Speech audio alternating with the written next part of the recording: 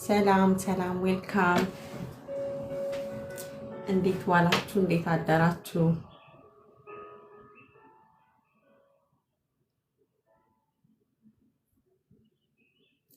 ዛሬ የሚኖረን ከዶክተር ከዶክተር መሰረት ጋር ከምቹ ክሊኒክ ኢንፈርቲሊቲን በሚመለከት ጥያቄና መልስ ያላችሁን ጥያቄ የምጠይቁበት ጊዜ ነው። እሷ እስክትገባ ድረስ ሼር አድርጉ፣ ታፕታፕ አድርጉ። እስከዛ ቴንክ ዩ ሶ ማች።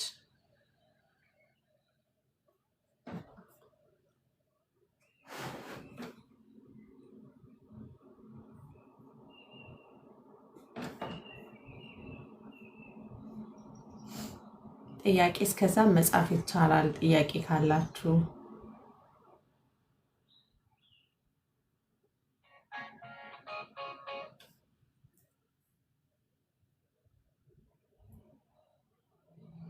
ሼር ታፕታፕ እያደረግን እስከዛ ድረስ ዶክተር እስክትመጣ ድረስ ሼር አድርጌላታለሁ። በኢትዮጵያ 7 ሰዓት ነው የተቀጣጠርነው። ገና ነው፣ አሁን ነው ገና የሞላው።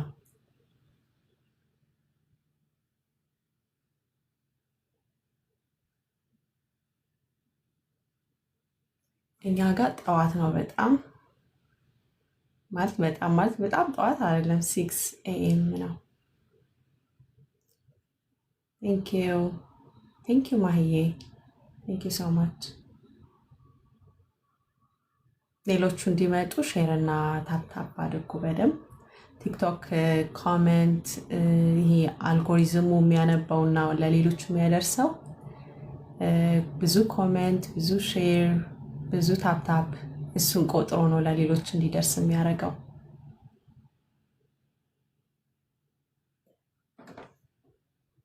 እና ኮሜንት እያደረጋችሁ አንዳንድ ዝም ብላችሁ ጻፉ፣ ሰላም በሉኝ።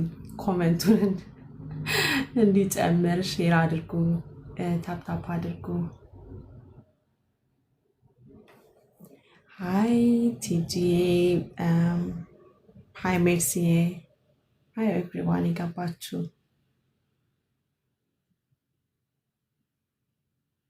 ሃይ ማህዬ፣ ዌልካም።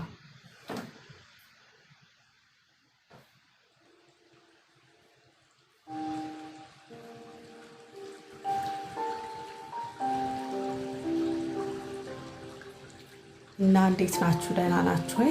83 ታፕታፕ ብቻ ነው የሚታየኝ። በደንብ አድርጉ።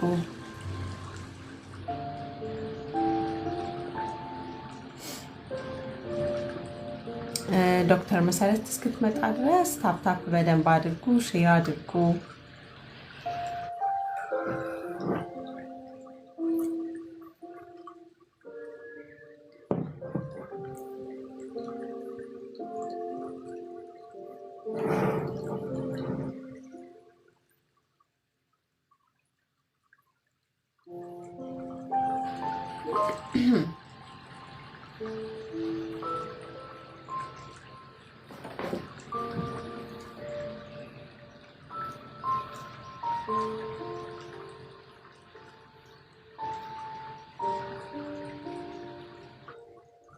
ቴንክ ዩ ሜርሲ፣ ቴንክ ዩ ፎር ዘ ላይክስ።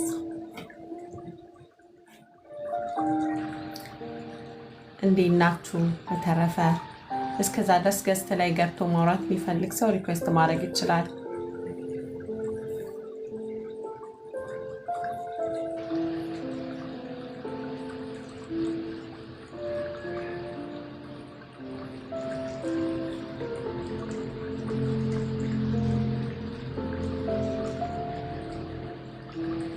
ማን እንደሆነ አላውቅም።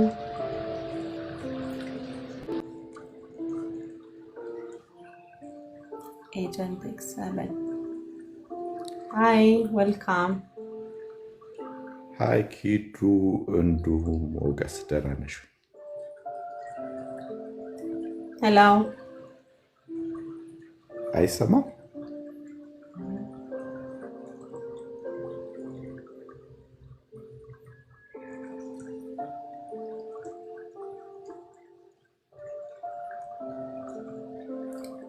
እና የገባችሁ ሰዎች ዌልካም፣ እንዴት አደራችሁ? እንዴት ዋላችሁ? ታፕታፕ ሼር አድርጉ። እስከዛ ድረስ ቤርዬ እንዴት ነሽ?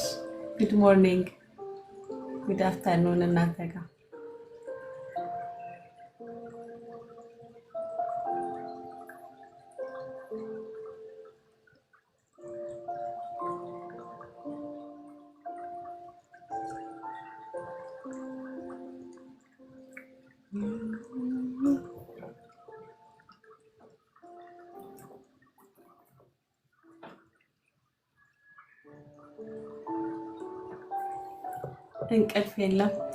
እንቅልፍ የለም። በቃ 6 AM ነው፣ ነክቷል።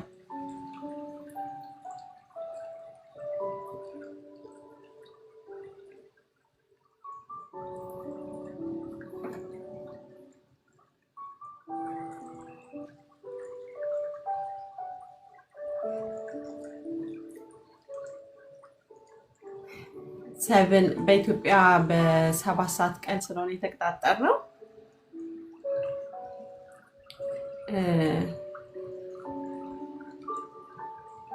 እኛ ጋር ጠዋት ነው የሚሆነው፣ 6 AM ነው።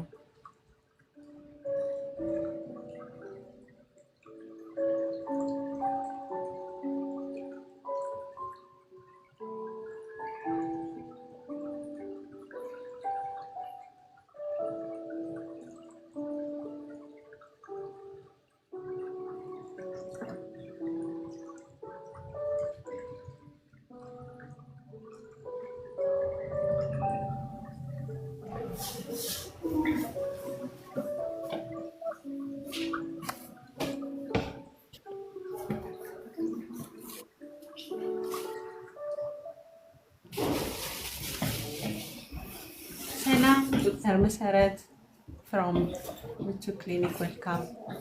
እንኳን ደህና መጣችሁ። ወይም ደግሞ ሴት አፕ አድርጋችሁ ካሜራ ካልጨርሳችሁ ደግሞ ስጨርሱ እንጠብቃችኋለን።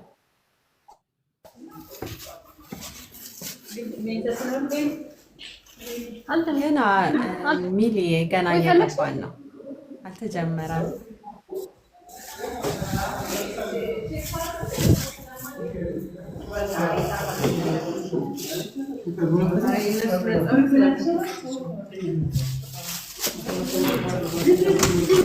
ከዛ ድረስ ታፕታፕ አድርጎ በደንብ ሌሎች ሰዎችም እንዲመጡ። ሀይ ኪዱ እንዴት ነሽ? ይሰማል አይደል?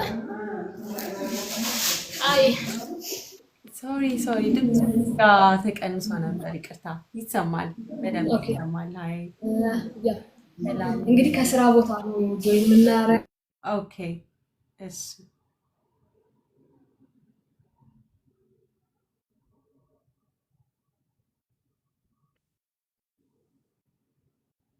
ትንሽዬ ይቆራረጣል። ከኔ ነው። በደንብ ታፕታፕ አድርጉ።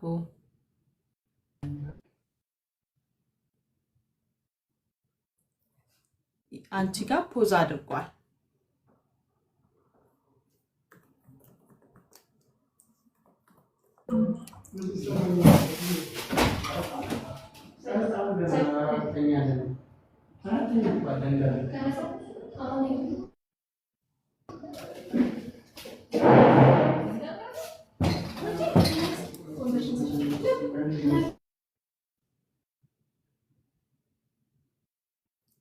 አይ ሳሪ ይሰማል አይደል? አሁን ይሰማል። ቅድም ፖዝ ሆኖ ነበር፣ አሁን ይሰማል በደንብ። ከስራ ቦታ ነው ጆይን የምናደርጋችሁ። የመካንነትና የስነ ተዋልዶ ስፔሻሊስት ሐኪሞቻችን አሉ አብረውን። ዶክተር ሰዊትን መጀመሪያ ላስተዋውቃችሁ።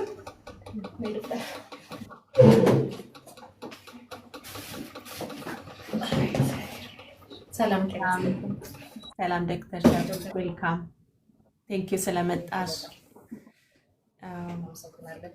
እንግዲህ በመጀመሪያ በጣም ቴንክ ዩ፣ ምክንያቱም ሶሻል ሚዲያ ላይ ጥያቄ ለመመለስ ክሊኒካችሁ ፈቃደኛ ሆኖ ስለመጣችሁ ቴንክ ዩ ሶ ማች። ሌላ ከታች ጥያቄያችሁን እንግዲህ በኢንቦክስ በተለያየ መጽፉልኝ ከታች ትጽፋላችሁ፣ ዶክተር ትመልስላችኋለች። ሌላ ደግሞ ዶክተር ምትንም ካለ ጀነራል ባለው ስለ ኢንፈርቲሊቲ ዋና ዋና ምክንያቶቻቸው፣ የምትሰጧቸውን ትሪትመንቶች ምን ምን አይነት ትሪትመንቶችን ትሰጣላችሁ በክሊኒካችሁ። ሌላ ደግሞ ይሄኛው መልሽ እና ቀጥሎ ወደዛኛው እንገባለን። እንግዲህ የመካንነትና የስነ ተዋልዶ ጤና ማዕከል ብዙ አገልግሎቶችን ይሰጣል። በተለይ ደግሞ እና በዋናነት የምንሰጠው ሰርቪስ ምንድነው? መካንነት ያጋጠማቸው ጥንዶች የተለያየ ሕክምና ሂደት ይሰጣል ማለት ነው። ያው መካንነት ሲባል እንግዲህ ጥንዶች ለአንድ ዓመት ቆይታ በቂ የሆነ ግንኙነት እያደረጉ እርግዝና የማይፈጠርበት ሂደት ሲሆን የተለያዩ ምክንያቶች ሊኖረው ይችላል። ይህም ያው ከሴቷም ሊሆን ይችላል፣ ከወንዱም ችግር ሊሆን ይችላል። ስለዚህ እነዚህም የተለያዩ ምርመራዎች እናደርጋለን። ለሴቷም በቂ የሆነ ምርመራ እናደርጋለን። እንደዚሁም ደግሞ ወንዱንም ምርመራ እናደርግና ችግሩ ከምን እንደሆነ እንለያለን ማለት ነው። ከዛ በኋላ በችግሩ መሰረት የተለያዩ የህክምና አማራጮች አሉ። እነሱን አማራጮች እንግዲህ ለጥንዶቹ በአግባቡ እናደርጋለን ማለት ነው፣ እንሰጣቸዋለን ማለት ነው። በከፊል ይህን ይመስላል እንግዲህ በሴንተራችን ዓለም የደረሰበት ድረስ እንግዲህ አይቪኤፍ የሚባለው ህክምና ድረስ ወይም የዘመናዊ ህክምና ድረስ እንሰጣለን። በዚህም ያው ብዙ ጥንዶች አገልግሎቱን አግኝተዋል። ብዙ ጥንዶች እንግዲህ ወላጆች ለመሆን በቅተዋል ማለት ነው፣ በዚህ በኛ የመካንነት ማዕከል ማለት ነው። ቴንክ ዩ ዶክተር። ከታች እንግዲህ የተጻፉትን ጥያቄዎች ያነበብኩ እነግርሻለሁ። ስለ ወንዶች ኢንፈርቲሊቲ ማወቅ ይፈልጋሉ። ዶክተር ሰላምም አብራን አለች። ሰላም ቴንክ ዩ ስለመጣሽ። ሜን ኢንፈርቲሊቲ ብለዋል። ስለ ወንዶች ኢንፈርቲሊቲ ለሌሎች እንዲደርስ ሼር ታፕታፕ በደንብ አድርጉ ፕሊስ። እና ምቹ ክሊኒክን ደግሞ ፎሎ አድርጓቸው። በዚህ ስለ ኢንፈርቲሊቲ ብዙ መረጃ ይሰጣሉ። አትምቹ ክሊኒክ በሚል ፎሎ አድርጉን። ሞር ስለ መካንነት ምን እንደሆኑ መንስኤዎችን፣ እንዲሁም ደግሞ እኛ ጋር የሚሰጡትን ሙሉ አገልግሎቶች በደንብ እናስረዳለን።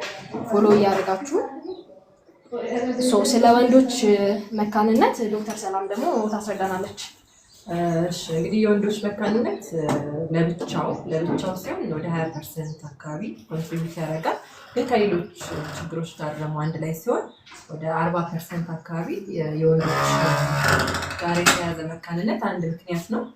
እንግዲህ የወንዶች መካንነት ስናይ አብዛኛው ወደ 40-50% የሚሆነው ምክንያቱ ያልታወቀ ነው። ከምን ጋር በጣም ምክንያቱ ያልታወቀ ነው። ሌላው ደግሞ ከወንድ ዘር ፈሳሽ ጋር ፕሪቴስቲኩላር፣ ቴስቲኩላር እና ፖስት ቴስቲኩላር እንላቸዋሉ። ያ ምንድነው? ከወንድ ዘር ፍሬ መመረት ጋር ፕሪቴስቲኩላር ማለት ከላይ ከሆርሞኖቹ ጋር የተያያዘ ነው። ሌላው ደግሞ ከተመረተ በኋላ ደግሞ የመውጣት ችግር ደግሞ ካለ እሱ ፖስት ቴስቲኩላር ወይም ደግሞ የመዘጋት ችግር በተለያየ ምክንያት ኢንፌክሽን ሊሆን ይችላል። በተፈጥሮ ወደ ውጭ ቱቦ የሚያስወጣው ቱቦ ሳይፈጠር ሆኖ ሊሆን ይችላል። በእንደዚህ አይነት ምክንያቶች ሲሆን ፖስት ቴስቲኩላር እንለዋለን። ቴስቲኩላር ደግሞ የምንለው የማምረቻ ችግር ካለ ለምሳሌ በኢንፌክሽን ሊሆን ይችላል፣ ማሊግናንሲ ሊሆን ይችላል፣ ጉዳት ሊሆን ይችላል፣ እዛ አካባቢ የደረሰ ቀዶ ጥገና ሊሆን ይችላል። ከእንደዚህ አይነት ነገር ጋር ተያይዞ ሲሆን ደግሞ ቴስቲኩላር ኮዝ እንለዋለን። ከዛ ውጭ ደግሞ ከላይ ከብሬን የሚመጣ ትዕዛዝ አለ የወንድ ዘር ፈሳሽ እንዲመረት የሚያደርግ። በዚህ ትዕዛዝ ጋር ያለ ምንም አይነት መዛባት ካለ ይህም አንድ ምክንያት ሊሆን ይችላል ማለት ነው። እና የወንዶች መካንነት ላይ ምንድነው በጣም በቀላሉ የወንድ ዘር ፈሳሽ ምርመራ በማድረግ በቀላሉ ምክንያቱን ማወቅ ይቻላል። እና ከምናደርጋቸው የመካንነት ሩቲን የሆኑ ምርመራዎች መካከል የወንድ ዘር ፈሳሽ ምርመራ አንደኛው ነው። በጣም ቀላል ነው። ብዙ መረጃም የሚሰጥ ምርመራ አይነት ነው። ከዛው ከምርመራ በኋላ ምክንያቱ የቱ ጋር ነው ችግሩ የሚባለው ከታወቀ በኋላ እንደየችግሩ ወደ ሕክምና እንሄዳለን ማለት ነው። ቴንክ ዩ ዶክተር። ፔጃችን ፎሎ እያደረጋችሁ ፕሊዝ። ያ ምቹ ክሊኒክን ልክ ስሙን ክሊክ ስታደርጉት ፕሮፋይሉን ያመጣላችኋል። ፎሎ አድርጓቸው። የተለያዩ ቪዲዮዎችን ይሰራሉ ኢንፈርቲሊቲን በሚመለከት። እኔ ፋይብሮይድ መሰለኝ ለማለት የፈለገችው ፋይብሮይድ አለብኝ 8 ዓመት በትዳር ልጅ የለኝም ብላለች። ፋይብሮይድን በሚመለከት እናንተ ጋር ትሪትመንት ይሰጣል ወይ? ምንድን ሊሆን ይችላል መንስኤው? እሺ ፋይብሮይድ ማለት ያው ወይም ማዮማ እንለዋለን። በሴቷ የማህፀን ግድግዳ ላይ የሚፈጠር እጢ ነው። ይህ እጢ ስንል እንግዲህ ማለት ስጋ ነው፣ ትርፍ የሆነ ስጋ ነው። ግን ምንም አይነት ለሴቷ ጉዳት የማያመጣ ወይም የጤና እክል የማያመጣ እጢ አይነት ነው። ነገር ግን እርግዝናን በተመለከተ ፋይብሮይድ እንግዲህ እንደሚገኝበት ቦታ የማህፀን የተለያየ ክፍሎች አሉ። ማህፀን የውስጠኛው ግድግዳ ላይ ሊፈጠር ይችላል፣ መሀለኛው ግድግዳ ላይ ሊሆን ይችላል፣ ወይም ከውጭ በኩል ሊፈጠር ይችላል እና ይሄ ፋይብሮይድ እርግዝና ላይ ተጽዕኖ ሊያመጣ ይችላል። እርግዝና እንዳይፈጠር የሚያደርግባቸው ምክንያቶችም አሉ። ግን በአብዛኛው ጊዜ የሚፈጥረው ችግር ምንድነው? አንድ እርግዝና ከተፈጠረ በኋላ እርግዝናው ተረጋግቶ እንዳይቀመጥ ወይም ደግሞ ውርጃ እንዲከሰት ምክንያት ሊሆን ይችላል። ስለዚህ ፋይብሮይድን የምናደርገው ምንድነው? በመጀመሪያ የቱ ጋር ነው ያለው? የውስጠኛው የማህፀን ክፍል ላይ ያለው ወይስ የውጨኛው ላይ የሚለውን እንለያለን። ከዛ በተጨማሪ ደግሞ ምን ያህል ነው? ጥቂት ነው የሚገኘው? ፋይብሮይድ በተፈጥሮ ምንድነው በብዛት የመፈጠር ነገር ሊኖር ይችላል። ቢያንስ 2-3 በትንሹ ሊኖር ይችላል፣ ወይም 10-20 እንደው ሆኖ ማህፀን ላይ ሊሆን ይችላል ማለት ነው። ስለዚህ እነዚህ ፋይብሮይድ ስንት ናቸው ያሉት? መጠናቸውስ ምን ያህል ነው? ከማህፀን ግድግዳ ያላቸው ርቀት ምን ያህል ነው የሚለው በአልትራሳውንድ እነዚህ ሁሉ ይታያሉ ማለት ነው። እነዚህ ከታዩ በኋላ የፋይብሮይድ ሕክምና እንግዲህ በብዛት የምንሰራው ምንድነው ኦፕሬሽን ነው የምንሰራው እኛ እንደ ቅድም እንዳልኩት እንደ ሌብሉ እና እንደ ከማህፀን ካለው ርቀት አንጻርም ኦፕሬሽኑን የምንወስንበት ሁኔታ ሊኖር ይችላል። ስለዚህ በኦፕሬሽን ያው ሜጀር ኦፕሬሽን ነው፣ ሙሉ ማደንዘዣ ተወስዶ ነው የሚሰራው። ይህንን በኦፕሬሽን አውጥቶ የማህፀን የውስጠኛውን ክፍል በተለይ ፅንስ አቃፊ የምንለውን ክፍል ሳይነካ ወይም በትንሽ ጉዳት በኦፕሬሽን ማስወገድ ይቻላል ማለት ነው እና ከዛ በኋላ በቀጣይ እርግዝናውን መቀጠል ይቻላል። አንድ የኦፕሬሽኑ ከተሰራ አንድ ሴት አታረግዝም የሚባል እንትን የለም፣ ማርገዝ ትችላለች። በተፈጥሮም ሆነ በዘመናዊ ሕክምና እርግዝናውን ማስኬድ ይቻላል ማለት ነው። ስለዚህ በቀላሉ መውጣት ይችላል።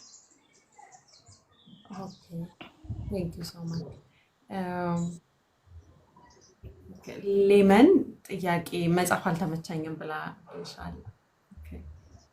እንዴት ናችሁ? ሰላም ሰላም፣ እንዴት ነሽ?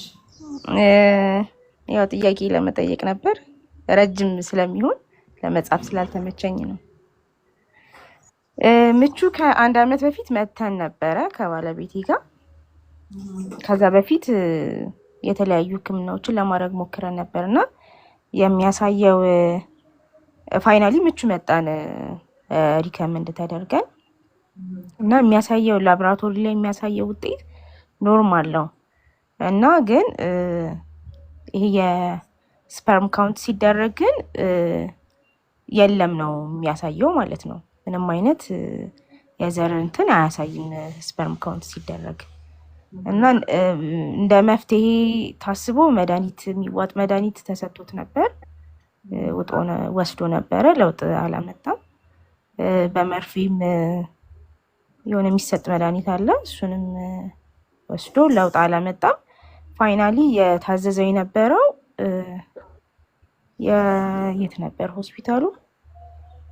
በእንትን ምንድን ነው በመርፌ ይፈለጋል አይ ቲንክ የዘር እንትኑ ላይ እንደ ሳምፕል ይወሰድና እሱም ሲፈለግ እዛ ላይም አያሳይም ነበር ያሉን እና ምቹ ሆስፒታል እንደውም እንትን ከፈለጋችሁ ማለት ውጭ ሄዳችሁ መታከም ከፈለጋችሁ ልንጽፍላችሁ እንችላለን ብለውን ጽፈውልን ነበረ ማለት ነው። እና ይሄ ነገር መፍትሄ ይኖረዋል ወይ? ያልገባኝ ነገር ኦፕሬሽን የዘር ፈሳሹ ላይ ምንም የዘር ስፐርም የለም ነው አይደለ የተባለው? ምንም ስፐርም የለም። ከዛ እንደዛ ሲሆን ከዘር ፍሬው ላይ ትንሽ የኦፕሬሽን ተደርጎ ስፐርም ለማግኘት ይሞከራል። እንደዛ አልተደረገም ኦፕሬሽን ማለት ነው። ኦፕሬሽን ሳይሆን አይደለ ኦፕሬሽን አይመስለኝም። ግን ምንድነው የሆነ መርፌ ያለ መሰለኝ ረዘም ያለ መርፌ በሱ የዘር እንትኑ ላይ ይወጋና ከዛ ላይ የሚወሰድ ሳምፕል አለ መሰለኝ፣ አላውቅም።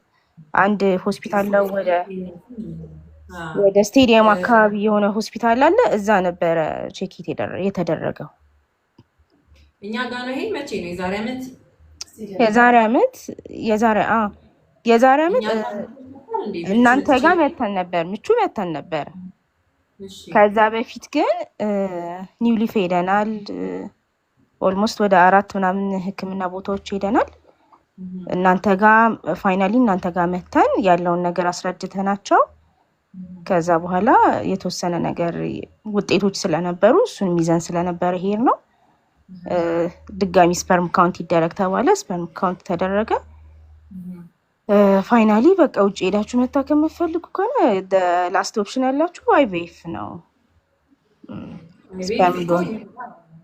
የሚመስለኝ። እንግዲህ ይኸውልሽ አሁን ኖርማሊ እንደዚህ ሲሆን አዞስፐርሚያ እንለዋለን። የወንድ ዘር ፈሳሽ ላይ ምንም አይነት ስፐርም ከሌለ አዞስፐርሚያ ይባላል። 2 ምክንያት አለው። አንደኛ ወይ እየተመረተ አይደለም ማለት ነው፣ እዛ ጋር የምርት ችግር ሲኖር ነው አንደኛው። ሌላው ደግሞ ምክንያት ምንድነው? ይመረታል ግን ወደ ውጪ መውጣት አይችልም ማለት ነው። ስለዚህ ከሁለት አንዱ ምክንያት ነው የሚሆነው። የሚደረገው እንደዚህ ሲሆን የወንድ ዘር ፍሬው ላይ ማደንዘዣ ወስዶ በትንሽ ቀዳዳ ኦፕሬሽን ተደርጎ የወንድ ስፐርም ለማግኘት ይሞከራል። ያ ስፐርም ከተገኘ ፍሪዝ ይደረግና ወይም ቀዝቅዞ ይቀመጥና ከዛ ወደ አይቪኤፍ ሂደት እንሄዳለን ማለት ነው። ይሄ እንዳለ እዚሁ እኛ ጋር አለ፣ እኛ ጋር ይሰጣል የአገልግሎትና ትንሽ ያልገባኝ ወደ ውጭ ሀገር ምናምን ያልሽው አልገባኝም። እና ወደ ውጭ ሀገር የምንለው ይሄ ዶነር ወይ ልገሳ የምንለው እንደዛ በኦፕሬሽን ካልተገኘለት ምናልባት ወደ እዚህ ኦፕሬሽን ተደርጎ ፌል ካደረገ ምንም ነገር ካልተገኘ ምናልባት እንደዛ ሰጀስት ተደርጎ ከሆነ ብዬ ነው። ግን ኦፕሬሽንም አልተደረገም ያልሽኝ አይደለም? ኦፕሬሽን አልተደረገም። ያው እኔ እንትኑን ስለማላውቀው የወርዶቹን የህክምና ወርዶቹን ስለማላውቃቸው ነው እንጂ ወይም ደግሞ ተዘጋጅበት ቢሆን ኖሮ የውጤቱን አነብልሽ ነበረ። ሆርሞኖች አሰርቶ ነበር? አዎ አሰርቶ ነበር። ነይና እንደገና እኔን ወይ ዶክተር ሰዊትን ማግኘት ትችያለሽ። ነይና እንደገና እናውራ። ካርዱን ማውጥተን ያለውን ነገር ዲስከስ እናድርግ። እዚህ አዲስ አበባ ከሆንሽ እሺ፣ ደስ ይለኛል። እናደርጋለን። እሺ፣ አመሰግናለሁ። በጣም ሂዱ። አመሰግናለሁ። ችግር የለውም። ቴንክ ዩ ዶክተር። ሌሎች ጥያቄ ካላችሁ እስከዛ ድረስ ለቲዩብ ብሎክ መደረግ መፍትሄው እና የምትሰጡት ትሪትመንት። እሺ እንግዲህ ከመካንነት ችግሮች አንዱ የምንላቸው የሴቷ የማህፀን ቱቦ መዘጋት ነው። ይህ የማህፀን ቱቦ እንግዲህ በተለያዩ ምክንያቶች ሊዘጋ ይችላል ማለት ነው። በተፈጥሮ እንኳን የመዘጋት እድሉ ቢያንስም ግን አብዛኛው ጊዜ የመዘጋት እድሉን የሚጨምሩት የማህፀን ኢንፌክሽን የምንላቸው ወይም ከባላዘር በሽታ ጋር ተያይዞ በሚመጡ ኢንፌክሽኖች ነው ማለት ነው። ሌላው ደግሞ ከዚህ በፊት ሴቷ በማንኛውም ምክንያት ሆድ አካባቢ ኦፕሬሽን ከነበራት ለመውለድም ሊሆን ይችላል፣ ትርፍ አንጀትም ሊሆን ይችላል፣ ሌሎች የተለያዩ ኦፕሬሽን ካላት ምናልባት ውስጥ የመጠባበቅ ሁኔታ የመያያዝ ሁኔታ ሊፈጠር ስለሚችል የማህፀን ቱቦ ላይ በጣም ቀጭን ስትራክቸር ስለሆነች ያ የመጠባበቅ ሁኔታ ወይም ቱቦ ላይ ጫና የመፍጠር ነገር ስለሚኖር ቱቦ ሊዘጋ ይችላል። ምንድነው የማህፀን ቱቦ ዋነኛው ስራው ብቸኛ ስራው በሰውነታችን ውስጥ ለሴቷ አገልግሎት የሚሰጠው ጽንስ የሚፈጠርበት አካል ስለሆነ በግንኙነት ወቅት ከሴቷ የሚለቀቀው እንቁላልና ከወንዱ የሚመጣው ዘር ፍሬ የሚገናኙት የማህፀን ቱቦ ላይ ነው። ስለዚህ በዋነኝነት የማህፀን ቱቦ ስራው የምንለው ጽንስ መፍጠሪያ ቦታ ስለሆነ ይሄ ተዘጋ ማለት ሁለቱ ሊገናኙ ስለማይችሉ ያው የመካንነት ምክንያት ሊሆን ይችላል ማለት ነው። ቱቦ የመዘጋት ሁኔታ አንዴ ከተፈጠረ ምን ማድረግ ይቻላል ወደሚለው ስናይ ምንድነው ከዚህ በፊት ያው የተዘጋ ቱቦ ለመክፈት ብዙ ጥረቶች ይደረጉ ነበር። በተለይም ቀለል ያሉ ኦፕሬሽኖችን እንደዚህ ጠባሳም ከያዘው ወይም የተዘጋ ቱቦ ቀዶ ለመክፈት ብዙ ጊዜ ይሞከር ነበር። በተለይ የዚህ አይቪኤፍ ህክምና ከመምጣቱ በፊት ማለት ነው። ምንድነው የዚህ ግን ላይክ ኦፕሬሽኑን መስራቱ ወይም ደግሞ የተለያዩ በኦፕንም ሰርጀሪ ቢሆን ወይም በላፓራስኮፒም ቢሆን ቱቦን የመክፈት ኦፕሬሽኖች ብዙ ውጤታማ ሲሆኑ አይታዩ። ያ ምንድነው ለመክፈት ጥረት ከተደረገ በኋላ መልሶ የመዘጋት እንትኑ ስለሚጨምር ማለት ነው። ስለዚህ አንድ ሴት ቱቦዋ ከተዘጋ በኋላ ኦፕሬሽን ቢደረግላትም መልሶ ጠባሳ ይዞት ስለሚዘጋ በተፈጥሮ የማርገዝ እድሏ በጣም ትንሽ ነው፣ ከ5% በታች ያነሰ ነው ማለት ነው። ነገር ግን እቺ ሴት ቱቦዋ የተዘጋባት ሴት ዘመናዊ ህክምና ወይም የአይቪኤፍ ህክምና ብታደርግ ግን የእርግዝና እድሏ በጣም ከፍተኛ ነው ማለት ነው። ስለዚህ በዚህ መሰረት ከዚህ በፊት ይደረጉ የነበሩት የተለያዩ ሙከራዎች፣ ኦፕሬሽኖች እንዳልኩሽ ሆድን በመቅደድም ሊሆን ይችላል ወይም ደግሞ በላፓራስኮፒ ሊሆን ይችላል የሚደረጉ እንትኖች ብዙ ጊዜ አዋጪ ስላልሆኑ ቀጥታ ቱቦ መዘጋት ካለ ወደ ዘመናዊ ሕክምና ነው የምንሄደው ማለት ነው። እና ይሄ ዘመናዊ ሕክምና ለእነዚህ ሴቶች በጣም ብዙ እንደዚህ አይነት ችግር ላለባቸው ሰዎች ብዙ ጊዜ ብዙ መፍትሄ ሰጥቷል ማለት ነው። ቴንክ ዩ ዶክተር። ስለዚህ ዲና ለጠየቅሽው ጥያቄ የግራ ቱቦዬ ዝግ ነው፣ አዩአይ ሙከራ አልተሳካም፣ ምን ትመክሩኛላችሁ? ከቱቦ ዝግ ከሆነ ከአዩአይ ይልቅ አይቪኤፍ የሚመከር ነው እና አይቪኤፍ መሞከር ትችያለሽ። በአይቪኤፍ አነስቴዥያ እንቁላል ላላቸው ይቻላል። አነስቴዥያ ነው የሚለው አነስቴዥያ ይጠቀማሉ። ኮመንቱ ትንሽ እንትን አለኝ። በአይቪኤፍ አነስቴዥያ እንቁላል ላላቸው ይቻላል ወይ? ትንሽ ጥያቄው ግልጽ አይደለም። አነስቴዥያ የሚለው እኔም አልገባኝም። እስቲ ደግመሽ ጻፊው ሪታ። ፔጃችንን ፎሎ እያደረጋችሁ ፕሊዝ። የስ አትምቹ ክሊኒክ ፎሎ አድርጉ።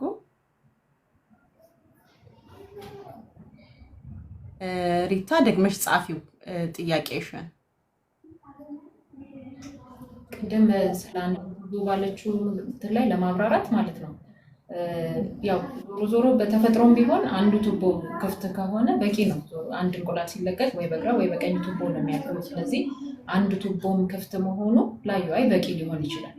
ግን ምንድነው አዩአይ ያው ብዙ ጊዜ የምንሞክረው ወይ 2 ወይ 3 ጊዜ ሊሆን ይችላል። ከዛ በላይ መሞከሩ ብዙ የእርግዝና እድሉን ከዛ በኋላ በቀጣይ ወደ አይቪኤፍ ነው የምናበራው ማለት ነው። ስለዚህ በአይቪኤፍ የተሻለ የመሳካት እድል አላት ማለት ነው እንጂ አንድ ቱቦ ክፍት መሆኑ አዩአይ ያስሞክረናል። ዞሮ አንድ ቱቦ ስለሆነ ብቻ ስለሆነ የሚያስፈልገው ማለት ነው።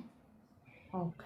ስለዚህ የተወሰነ አዩአይ ጨምራ መሞከር ትችላለች። አሁን አንዴ ብቻ ከሆነ የሞከረችው የተወሰነ አዩአይ ከተሞከርሽ በኋላ ከዛ ወደ አይቪኤፍ መሄድ ትችላለች። እስከ 3 ጊዜ አዩአይን መሞከር ይቻላል። ያ ምቹ አይቪኤፍ ይሰራል ወይ የሚል ጥያቄ ነው። ዋናው ስራችን እሱ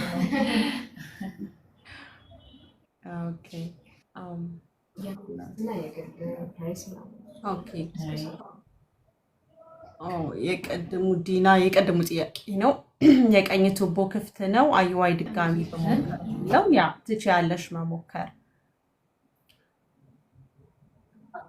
አነስተኛ ነው የሚል ነው። ኦኬ እንቁላል አነስተኛ ሆኖ አይቪኤፍ መሞከር ይቻላል ወይ ነው መሰለኝ። ያው እንቁላል አነስተኛ ነው የምንልባቸው እንትኖች አካሄዶች አሉ። አንደኛ በአልትራሳውንድ የምናየው የእንቁላል መጠን አለ።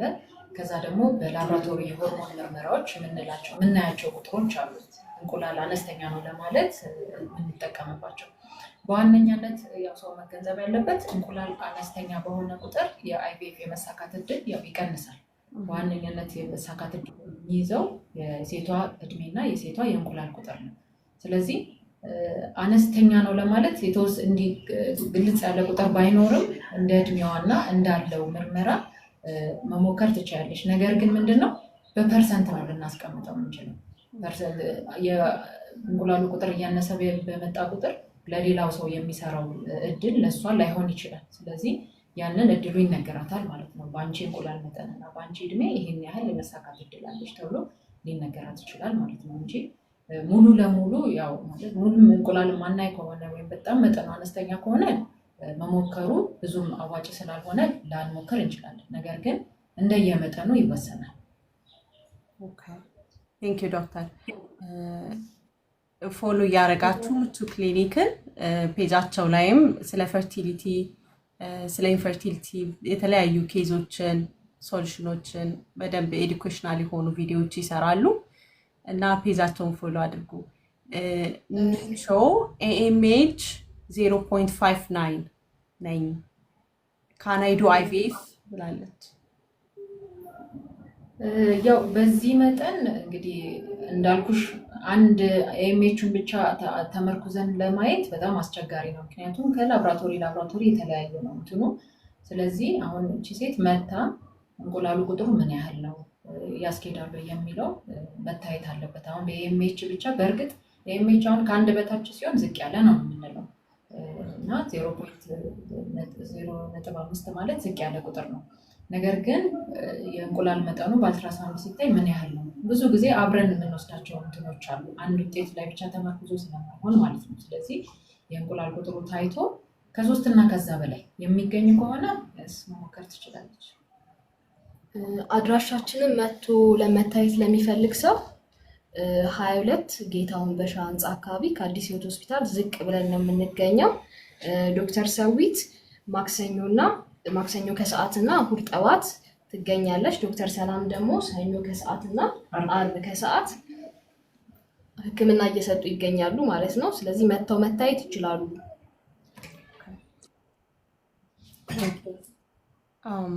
ቅድም ተነግሯል የወንዶችን። ዋት አባውት ሜል ፋክተር ኢንፈርቲሊቲ ኤንድ አይቪኤፍ ይላል። ያው ቅድም ዲስከስ አድርገናል የሜል ፋክተርን። እንግዲህ ለሜል ፋክተር ሁሉም የወንዶች ችግሮች በአይቪኤፍ ይታከማሉ ማለት አይደለም። ሲቪየር የምንላቸው ከፍተኛ ደረጃ የወንድ ችግሮች ለምሳሌ በቁጥር በጣም አነስተኛ ሲሆን የወንድ ስፐርም ቁጥሩ ዘር ፈሳሽ ምርመራ ላይ በጣም አነስተኛ ሲሆን፣ በጣም የእንቅስቃሴ ድክመት፣ የቅርጽ በጣም እኛ የምናየው ክራይቴሪያ አለ። እነዚህ ነገሮች ለናቹራል እና ለአይኦአይ ማይሆኑ ከሆነ ወደ አይቪኤፍ መሄድ ይቻላል። ሌላው ደግሞ እነዚህ አዞስፐርሚያ ቅድም አሁን የጠቀሰችው አንድ ክላይንታችን የጠቀሰችው ምንም አይነት የወንድ ስፐርም ከሌለ ምርመራው ላይ አዞስፐርሚያ የምንለው ላይ ያኔ በኦፕሬሽን ይወሰድና ከዘር ፍሬው ላይ ከዛ ያ በኦፕሬሽን የተወሰደው የሚሆነው ለአይቪኤፍ ነው። ለናቹራል ወይም ለአይቫይ መጠቀም አንችልም። በኦፕሬሽን ከወሰድን በኋላ ወደ አይቪኤፍ ነው ማለት ነው የምንሄደው። ስለዚህ እኚህ ሲቪየር ሜል ፋክተርስ የምንላቸው ከፍተኛ የሆኑ የወንድ ዘር ፈሳሽ ችግሮች እነሱ በአይቪኤፍ መታከም ይችላሉ። ማይልድ ፋክተርስ የምንላቸው ደግሞ መካከለኛ የሆኑ ችግሮች የምንላቸው ደግሞ በአይኦአይ መታከም ይችላሉ ማለት ነው። አዩአይ የተሰራውበት ወቅት ሽንቴ በጣም ቶሎ ቶሎ እየመጣ ነበር። ምናልባት ኢንፌክሽን ሊሆን ይችላል ወይ የሚል ጥያቄ ነው። አዩአይ ከተሰራች በኋላ ነው ቅሳን ወቅት ይላል። ምናልባት አዩአይ ከተሰራች በኋላ ሊሆን ይችላል። ከዛ በኋላ ነው አዩአይ ከተሰራች በኋላ ነው። እስቲ ከታች ጻፊው። እስከዛ ኤክቶፒክ ፕሬግናንሲ ተፈጥሮ ነበረ፣ ሰርጀሪ ተሰራው እና አሁን እርግዝና እየሞከርኩ ነው፣ 3 ወር ሆነኝ ይላል። ጥያቄ የለውም ይሄኛው። ስለዚህ ቱቦ ወጥቷል አይደለ? አንደኛው ቱቦ ኦልሬዲ ወጥቷል ማለት ነው። ልጅቷ እዚህ ጥያቄዋ ምንድን ነው? ሶሪ የቅድሙ ሀሳብ ብቻ ነው የሰጠችው። አዩአይ በዛ ሰዓት ነበር የተሰራውት በኢንፌክሽኑ አካባቢ። አይ ቲንክ አዩአዩ ሊሆን ይችላሉ የሚል ነው ጥያቄዋ። ለኢንፌክሽን ያመጣው አዩአይ ሊሆን ይችላል ወይ ነው አይደለም ጥያቄው? ምንድነው አዩአይ ማለት? ኢንትራዩትራል ኢንሴሚኔሽን ነው። የወንድ ዘር ፈሳሽ ታጥቦ ተጣርቶ ጥሩ ተመርጦ ወደ ማህፀን ማስተላለፍ ነው እና ከሽንት ቱቦ ጋር ምንም አይነት ያው ንክኪ አናደርግም።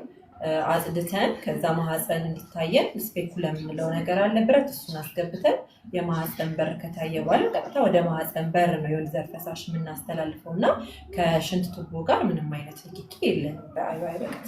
ስለዚህ ምናልባት ያው አጋጣሚ ሊሆን ይችላል።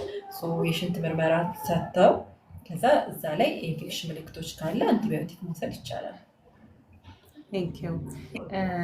ምን ማድረግ አለብኝ ይሄን ያህል ጊዜ ቆይቼ ምናምን ያላችሁ ምን ማድረግ አለብኝ የሚለውን ጥያቄ ሄዳችሁ ቼክ መደረግ ነው እና አድራሻው 22 ጌታሁን በሻ ህንፃ አካባቢ ከአዲስ ህይወት ሆስፒታል ዝቅ ብሎ ፔጃችንን ፎሎ እያደረጋችሁ ባካችሁ። ዶክተር መሰረት ኦፕሬሽን ክፍል ስለነበረች ነው መታለች። ዶክተር መሰረት አንሳ በቅዱስ ጳውሎስ ሆስፒታል ምቹ ክሊኒክ የዋና ስራ አስኪያጅ እና የመካንነትና ስነ ተዋልዶ ሰብ ስፔሻሊስት ሐኪም ናት። ጥያቄዎቹን ለመመለስ እንግዲህ ተገኝታለች። እናመሰግናለን ዶክተር። ዶክተር ስለመጣሽ። ምን ማድረግ አለብኝ ለሚለው እንግዲህ ያው 22 በአድራሻቸው ሄዳችሁ ምርመራ እዛ ማድረግ ነው ያለባችሁ። what is the age range for women የሚያረግዙበት ኤጅ ሬንጃቸው የሴቶች ምን ያህል ነው የሚል ነው ጥያቄው። እንግዲህ በተፈጥሮ ከሆነ አይዲያል እርግዝና የሚፈጠርበት ወይም ደግሞ የሚመከርበት ከብዙ ነገሮች አንጻር ከእንቁላል ጥራት ወይም ከእርግዝና ጋር ተያይዞ ከሚመጡ ችግሮች አንጻር ከ20ዎቹ እድሜ እስከ 35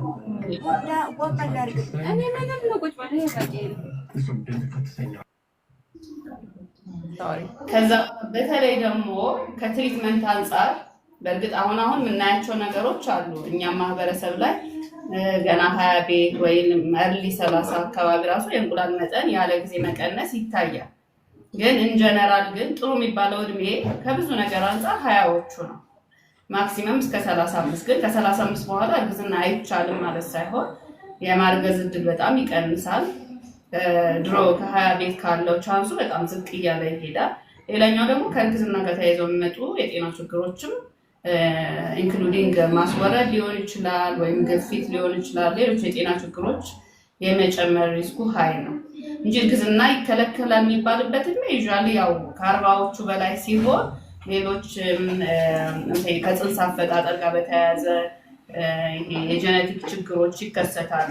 ያ ማለት 100% አይደለም። አሁን መረዳት ያለብን አንዳንዴ እንደዚህ አይነት መልዕክት ስናስተላልፍ በ40 ዓመቴ በ42 ዓመቴ ጤናማ ልጅ አለው ኦፍኮርስ ይወለዳል፣ ግን ቻንሱ ሰፊ ነው።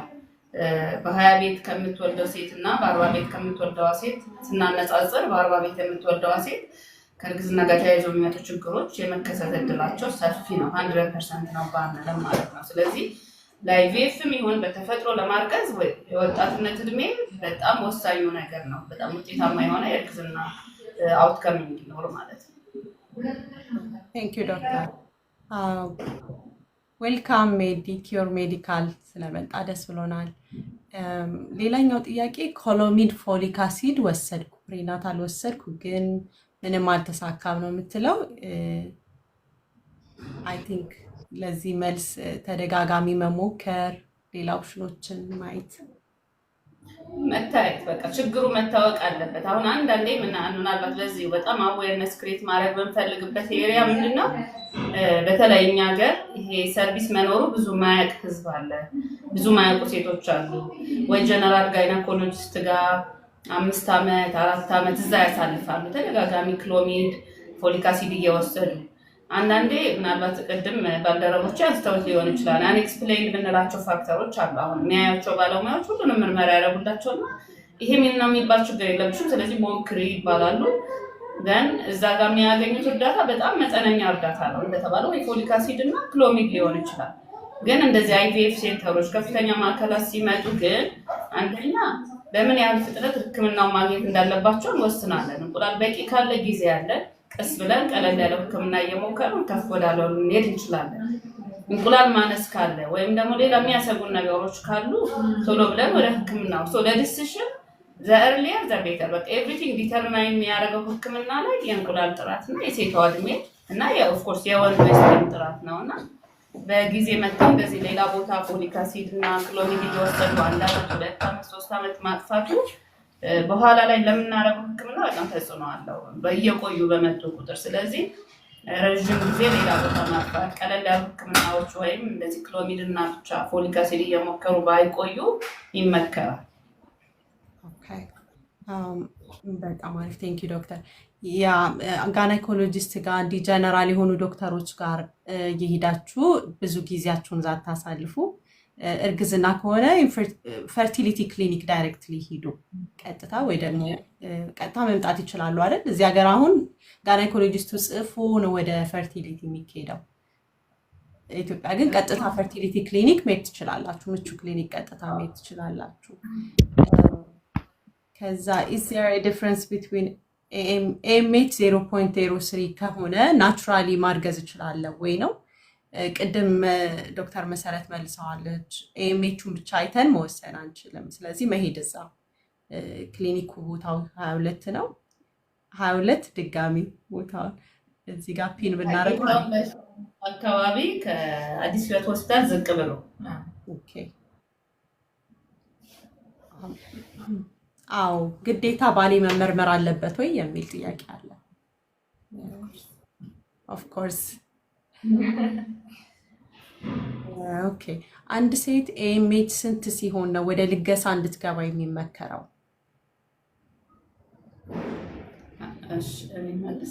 እንግዲህ ለመወሰን አሁን ልገሳ ስንወስን ቅድም እንደተነሳው ነው ህክምናዎች የሚወሰኑት በኤኤምኤች ቁጥር ብቻ አይደለም። አሁን እድሜ ይታያል፣ በአልትራሳውንድ የሚታይ እንቁላል መጠን ምንለው ነገር አለ። ኦቫሪያን ሪዘርቭ፣ ኤፍሲ ምን አንትራል ፎሊክል ካውንት እናደርጋለን። እድሜዋን እናያለን። ፔሪዶ ሳይክሊክ ነው ወይ እናያለን። ለዚህ አንዳንዴ አይቪኤፍ ደጋግሞ ሞክረው ራሱ እንደ መወሰኛ እንጠቀምበታለን። አንዳንዴ ደግሞ አሁን ኤኤምኤች ለምሳሌ 0.1 0.2 ወይም ደግሞ 0.00 እንደዚህ ሌቭል ሲደርስ ግን ስቲል በኤኤምኤች ብቻ አይደለም የምንወስነው። እድሜዋ፣ በአልትራሳውንድ ያለው እንቁላል መጠን እና የወር አበባ ዑደቱን እናያለን። አንዳንዴ አሁን እኛ ጋር ዶነር ብዙም የተለመደ ስላልሆነ ቶሎ ወደ ዶነር አንልካቸው። አንዳንዴ መድኃኒት ሰተን ሁላ የሚያድጉ እንቁላሎች አሉ ወይ በመድኃኒት እንሰጣቸው መልስ የሚሰጡ ግን ስቲል አይቪኤፍ ፕሪዲክተብል የሚሆነው በዋና በእንቁላል ጥራት ነው እና ኤኤምኤች በጣም ሎ ሆኖ ወይ 2 ወይ 3 እንቁላል ቢያድግ ሊሞክሩ ይችላሉ፣ ግን ሰክሰሱ በጣም ያነሰ ነው የሚሆነው። ስለዚህ አንዳንዴ ከባለሙያው ጋር ዲስከስ አድርገው ስለ ቻንሱ ስለ ወጪው አውርተው ነው እነሱ የሚወስኑት እንጂ ዳይሬክትሊ ጀስት ኤኤምኤች ስለሆነ ወደ ዶነር ሂጂ አንልም። ታይተው እነዛ ፋክተሮች ተመርምረው ነው የሚወሰነው። ኦኬ ቴንክ ዩ። አይቪኤፍ ስንት ብር ይፈልጋል ይላል። መመለስ ከተቻለ ይሄን ስንት ብር ይፈልግባቸዋል? እንግዲህ በእኛ ሴንተር ውስጥ የመንግስትና የግል ህክምና አለ እና ይሄ የመንግስት ህክምና ለምሳሌ አንድ ሴት በመንግስት ከሆነ ህክምናዋን የምታደርገው የመድኃኒት ወጪ ነው የሚኖርባት ማለት ነው። ያ የመድኃኒት ወጪ ነው አብዛኛውን ጊዜ አይቪኤፍን በጣም ውድ ህክምና የሚያደርገው ማለት ነው። እነዚህ መድኃኒቶች ምንድነው? የሴቷ እንቁላልን ለማሳደግ የሴቷ እንቁላልን ለመሰብሰብ እና ጽንስ ለመመለስ አጠቃላይ የሚያስፈልጉ ወጪዎች ናቸው። እንግዲህ አሁን ባለንበት ሁኔታ ላይ ከ280,000 እስከ 300,000 ብር አንድ በመንግስት የምትታከም ሴት ይህን ያህል ወጪ ያስፈልጋታል ማለት ነው። በግል የምትታከም ሴት ደግሞ ይሄ ወጪ ያው የፕሮሲጀሩን መክፈል ስለሚኖርባት እስከ 350,000 ብር ድረስ መዘጋጀት ይኖርባታል ማለት ነው። ቴንክ ዩ ዶክተር። ይሄ ምናልባት ይሄኛው በምቹ ደረጃ ነው፣ ሌሎች ላይመለከት ይችላል። ምቹ ደግሞ ምናልባት አሁንም አንደርስታንዲንግ አንዳንድ ሰው የተለያየ ቦታ አይቶ ይመጣና እዚህ ለምን ቀነሰ የሚል ከሰርቪሱ ማነስ ጋር ሊያያይዙት ይችላሉ። ግን ይሄ ሴታፑ የመንግስት ነው። ዋን ኦፍ ዘ ቤስት የሚባል ሴታፕ ነው። በተለይ ኢምብሪዮሎጂ ላቡ ሰርቪሱም ፕሮቫይደሩም በተለይ በደንብ ስኪልድ የሆነ ፕሮቫይደር ነው ያለው። ግን ያው ሰብሲዳይዝ ይደረጋል። አሁን የባለሙያ ሳለሪ መንግስት ነው የሚከፍለው። የፕራይቬትም ትንሽ ኤክስትራ ኬር ስለሚኖረው ለሱ ለሰርቪስ ትንሽ ይከፍላሉ እንጂ ሜዲኬሽኑ ምናምን እኩል ነው የሚከፍሉት ማለት ነው። ስለዚህ ፕራይቬት ሴታፖች ሲሆኑ ያው የባለሙያም የምንም የሌላም ወጪ ስላለባቸው እነሱ ሞር ሊያስከፍሉ ይችላሉ።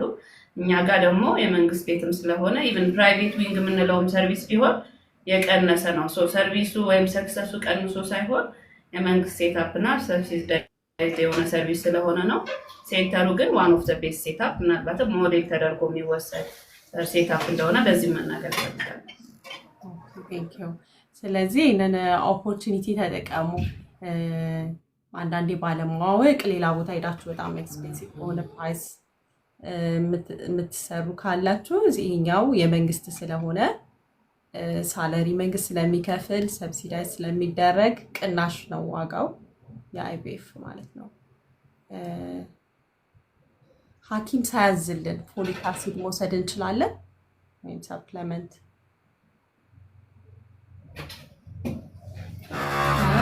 ፎሊክ አሲድ አንድ ፕሪኮንሰፕሽን ኬር ይሄ ለማንኛው ሪፕሮዳክቲቭ ኤጅ ያለች ወይ ደግሞ የመውለድ እድሜ ላይ ያለች ሴት እንደውም እኛ ሀገር ነው እንጂ ፕሪኮንሰፕሽን ብቻ የሚሰጠው በሌሎች ዓለማት ላይክ ማንኛውም የመውለድ እድሜ ላይ ያለች ሴት ፎሊክ አሲድ እንድትወስድ ይመከራል። እና በጊዜ እንድትወስድ የሚመከረው ምንድነው? ይሄ የነርቨስ ሲስተሙ ባይ ዘ ታይም ልክ እርጉዝ እንደሆነች ባወቀችበት ሰዓት ኦልሬዲ ነርቨስ ሲስተም የሚባለው የፅንሱ ነርቨስ ሲስተም መሰራት ስለሚጀምር ሌት ይሆናል። ስለዚህ ቀድሞ መውሰዱ ፎሊክ አሲዱን እነዚህ ኒውራል ቲዩብ ዲፌክትስ የምንላቸው ከህብለሰረሰር ጋር የተያዙ የአፈጣጠር ችግሮችን ፕሪቬንት ለማድረግ ወይም ለመከላከል ይረዳል። ስለዚህ አንድ ሴት እርጉዝ መሆኗን ካወቀች በኋላ ሳይሆን አስቀድማ ማንኛውም ሴት እርግዝና እቅድ ያላት ሴት ፎሊክ አሲድ እንድትወስድ ይመከራል። ስለዚህ መድኃኒት ስላልሆነ ፕሪስክሪፕሽን አይፈልግም፣ መውሰድ ትችላላችሁ። እስቲ ቫይታሚን ልጅም ቢኖረው ይላል የደም ምርመራ አብራችሁን የምታደርጉት እንዴት ነው እሱ የሚያስፈልገው? ከዚያ በኋላ አንቺ ነሽ የምትከታተዩ ይላል። አልገባኝም። ልጅ ቢኖረውም ያስፈልጋል። ቢኖረው ያስፈልጋል። እስቲ አንድ ጥያቄ እስቲ ደግሜ ላንብባው። ልጅም ቢኖረው የደም ምርመራ አብራችሁ ነው የምታደርጉት እንዴት ነው እሱ የሚያስፈልገው? ከዚያ በኋላ አንቺ ነሽ የምትከታተዩ ይላል። ትንሽ ግልጽ አይደለም። ባለቤቷ ነው የሚያስፈልገው ድጋሜ ማለት ነው ወይስ ደግመሽ ጻፊ? ባለቤትየው ልጅ ኖሮት በኋላ ትዳር መስርተው ከሆነ ድጋሜ ምርመራ እሱ ያስፈልገዋል ወይ? ከሆነ እስቲ ዶክተር ሰላም ትመልስ። እንግዲህ ፕራይመሪ እና ሰከንደሪ የምንለው መካንነት አለ። ፕራይመሪ ማለት ከዚህ በፊት ምንም ልጅ ሳይኖራቸው ውርጃ ሊሆን ይችላል፣ ከማህፀን ውጭ እርግዝና ሊሆን ይችላል። ምንም አይነት እርግዝና ከዚህ በፊት ካልነበረ ፕራይመሪ ወይም ደግሞ የመጀመሪያ ደረጃ መካንነት እንለዋለን። ሰከንደሪ ደግሞ የምንለው ከዚህ በፊት ውርጃ ኖሮ ሊሆን ይችላል፣ ወይ ልጅ ኖራቸው ሊሆን ይችላል፣ ወይ ከማህፀን ውጭ እርግዝና፣ ምንም አይነት እርግዝና ከዚህ በፊት ከነበረ አሁን ላይ መውለድ ካቃታቸው ሰከንደሪ ወይም ሁለተኛ ደረጃ መካንነት ይባላል። ስለዚህ ከዚህ በፊት አንድ ሰው ልጅ አለው ማለት አሁን ላይ መውለድ ይችላል፣ ምንም አይነት ምርመራ አያስፈልገውም ማለት አይደለም። ከጊዜ በኋላ የተለያዩ ችግሮች አሉ። መካንነት ሊያመጡ የሚችሉ የተለያዩ ችግሮች ስላሉ ከዚህ በፊት ልጅ ቢኖራቸውም፣ ለምሳሌ ባል ለብቻው ከሌላ ሰው ከዚህ በፊት ልጅ ቢኖረው፣ ሚስትም እንደዚህ ከዚህ በፊት ልጅ ቢኖራትም አሁን ላይ አብረው መውለድ ካልቻሉ ባልም ሚስትም መጥተው እንደ አዲስ ነው የሚመረመሩት እንጂ ልጅ ከዚህ በፊት መውለድ ከምርመራ ነፃ አያደርግም፣ ወይም ደግሞ ያው መውለድ ይችላል የሚለውን ነገር ስታብሊሽ ለማድረግ አይጠቅመንም ማለት ነው። ዲና ጠይቂ። እሺ ዶክተር ሰላም ሁላቸውም አውቃቸዋለሁ። እኔ እዛው ነው ሕክምና የማደርገው። ክትትሌ እዛ እነሱ ጋር ነው ያላቸውን እንትን የሚቀበሉት አቀባበል ሁሉ ነገራቸው በጣም ነው ደስ የሚለው። እንዳሉት ብዙ ሰው ምቹን አያውቀውም። እኔም ወደዛ ተልኬ ነው አጋጣሚ ሄድኩት እና ምርመራው ላይ እንዳልኩት ቅድም እኔ አዩን ስሰራ ማለት ነው የዛን ሰሞን በጣም ሽንቴን ቶሎ ቶሎ ነበር የሚመጣው አዩን ከመሰራቴ በፊት ማለት ነው። እና ያችን ነገር አልቆመችም። ሽንቴ ቶሎ ቶሎ የምትመጣው ነገር አልቆመችም። ምናልባት እኔ ያሰብኩት ኢንፌክሽን ይሆናል ብዬ ነው። ግን አዩ ተሰራሁኝ። ከተሰራው በኋላ ያው ቀኗን ምንም ሳታዛባ በወሯ ነው ፔሪድ የመጣው። እና አጋጣሚ ደግሞ አሁን ለሁለተኛ ጊዜ ለመሰራት እንትን ብዬ ያለው መጥቼ ነበረ። ሌትሮዞሎ ምናምን ታዞልኝ መጥቻለሁ፣ ተመልሻለሁ። እና አሁንም አጋጣሚ ሆኖ ትንሽ ጉንፋን ነገር ይዞኛል እና አሁንም ሽንቴ የጉንፋኑ ስሜት ይሁን የቅዝቃዜ ይሁን አላውቅም፣ አሁንም ሽንቴ ቶሎ ቶሎ የመምጣት ሁኔታ ተደገመ። አዩ ደግሞ ያው በዚህ በሚቀጣይ ሳምንት ወይ በዚህ ሳምንት ነው የምሰራው ይመስለኛል። እና አሁንም ያ ነገር ከሆነ መጀመሪያ አዩን ያንትን ያለብኝ እንዴት ላድርግ? እንግዲህ ቅድም ዶክተር ሰላም ነገር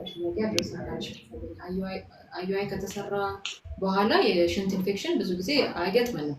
ማለት ብዙ የተያያዙ ነገሮችም አይደሉም። በጥንቃቄም በንጽህና ስለሚወሰድ ማለት ነው። ነገር ግን ምናልባት ከአዩአይ በኋላ የሚሰጥ መድኃኒት አለ ምናልባት ሳይድ ኢፌክት አንዳንዴ ሽንት ቶሎ ቶሎ የመምጣት ሁኔታ ሊገጥም ይችላል። ምናልባት ከሱ የተያያዘ ጋር ሊሆን ስለሚችል ማለት ነው። ነገር ግን አሁንም ይሄ ችግር መጣብሽ አዩአዩን ሳታሰሪ ገና ነው አይደለ? ገና ሌትሮዞልን ቢወሰድሽ ነው ያለሽ ይመስለኛል። አዩአይ ብዙ የሽንት ኢንፌክሽን የሚገጥም እንትን አይደለም፣ የሚገጥም ችግር አይደለም። ምናልባት ያልተያያዘ አጋጣሚ ሆኖ ለብቻው የመጣ ሽንት ኢንፌክሽን እንደሆነ ምናልባት ሽንት ምርመራ መሰራትም አንድ ነገር ነው እንጂ ከዛ ውጪ ሌትሮዞልም ሆነ አዩአዩ ይሄን ያህል የሚፈጥረው ከሽንት ኢንፌክሽን ጋር የተያያዘ ችግር የለውም። በንጽህና የሚሰራው ማለት ነው። አዩ እኮ አይደለም ኢንፌክሽኑም ብዬ ፈራሁትኝ እኔ ቀድሞ ነው አዩ ከመሰራቴ በፊት ነው ሽንቴ ቶሎ ቶሎ ሲመጣ የነበረው። አሁንም ያ ነገር ነው የተደገመብኝ አጋጣሚ ሆኖ። ምናልባት እንግዲህ የምንሰጣቸው መድኃኒቶች ሌትሮዞል እና የተወሰኑ ቫይታሚን መድኃኒቶች ናቸው። ለአዩአይ ፕሪፓሬሽን ብለን ወይም ደግሞ ከአዩአይ ከመስራት በፊት የምንሰጣቸው መድኃኒቶች ከእነሱ ጋር በተያያዘ ብዙ የሽንት ችግር ያመጣሉ የሚል እንትን የለም ማለት የተጻፈን ነገር የለም እንደዚህ ማለት ነው። አሁንም ቢሆን እንትን ተደርጎ እንጂ እነዚህ መድኃኒቶች የሽንት ችግር ያመጣሉ ተብሎ የተጻፈ ነገር እንግዲህ እስካሁን አላጋጠመም። ስለዚህ የሽንት ምርመራ እና ኢንፌክሽን ካለ መታከም ይፈልጋል። አንዳንዴ ያው አጋጣሚ ሊሆን ይችላል፣ ኮኢንሲደንስ ይኖራል እንጂ እንደተባለው ዱፋስቶኑ ትንሽ ፕሮጀስትሮን ስለሆነ ሽንት ቶሎ ቶሎ እንዲመጣ እንደዚህ አይነት ነገር ይኖረዋል እንጂ አዩአይ ፕሮሲጀሩ በጣም ክሊን ነው። እዛ አካባቢ ብዙ ማኒፑሌሽንም የለም፣ ሪስክ ነው ብለን አናስብም። አለመሳካቱ ደግሞ ያው አዩአይ ምናልባት ተነጋግረሽ ይሆናል ከሐኪሞች ጋር ሰክሰሱ 10-15% የሆነ ሕክምና ነው። በማዕከላችንም ደግሞ እንዳየነው አብዛኛዎቹ ሰክሰስፉል የሆኑ አዩአዮች ደግሞ በሁለተኛ ዙር ነው ኢቭን ሲሳካም ሬሊ ነው በመጀመሪያ ዙር የሚሳካውና ያው በዚሁ አጋጣሚ አንዴ ሞክሮ ማቆም የትቶ ሕክምናው እንደገና ቆይቶ መምጣት አይመከርም። አንዴ ከጀመራችሁ በዛው እስከ መጨረሻ ድረስ አዩአይ ከሆነ ከተሳካ ተሳካ፣ ካልተሳካ ደግሞ ቶሎ ብሎ ሞር ሰክሰስፉል ወደሆነ ሕክምና መሄድ ይመከራል። አዩአይ ባንድ ያልተሳካም ተብሎም ተስፋ አይቆረጥም። እኛም ማዕከል ላይ ያለው ጥናት 10-15 ፔጃችንን ፎሎ እያደረጋችሁ አመሰግናለሁ። ምንም አይደለም። ተደጋጋሚ የሆኑ ጥያቄዎች አሉ። አይቪኤፍ ስንት ብር ነው? ቅድም እንደተባለው ነው እስከ 300,000 ድረስ ይሆናል። ግንዛቤን ለማስጨበጫ ፕሮግራም ማዘጋጀት ምን ታስቧል የሚል ጥያቄ ሜዲኪዩር ነው የጠየቀው። እሱ ጥያቄ ስለ ግንዛቤ ማስጨበጫ ያው እየሞከርን ነው።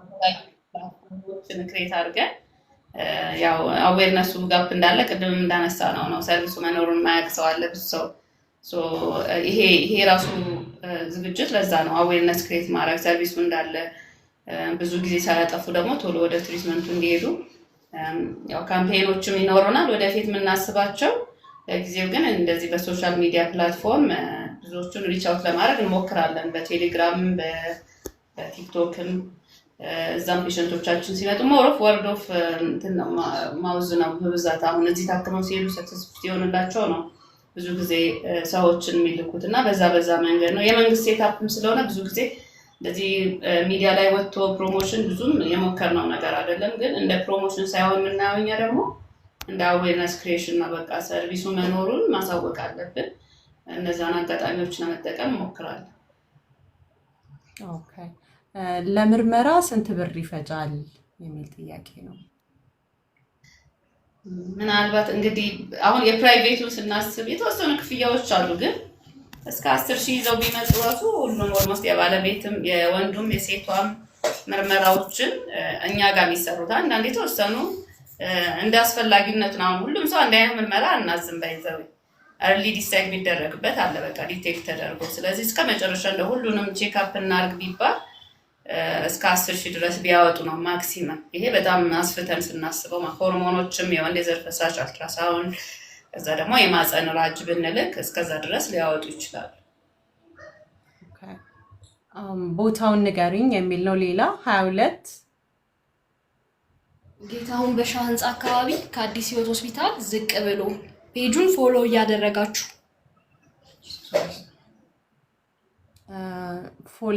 ፎሊክ አሲድ ከ3 ወር በፊት መውሰድ ይቻላል ወይ የሚል ነው። አዎ ይሄኛው ቅድም ተናግራበታለች። መውሰድ ትችላላችሁ።